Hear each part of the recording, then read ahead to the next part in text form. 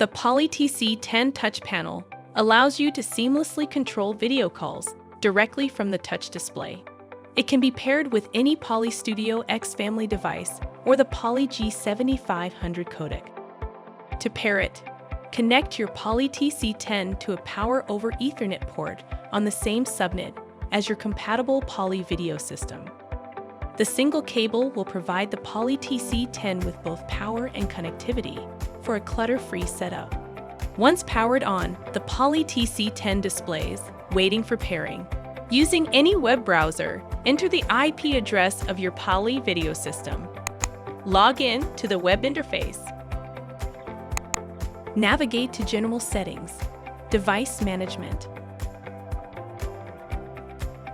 Under Available Devices, select Poly TC10.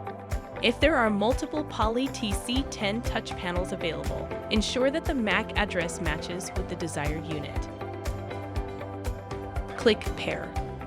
Within a few seconds, your Poly TC10 touch panel will be paired with your Poly video system and be ready for use.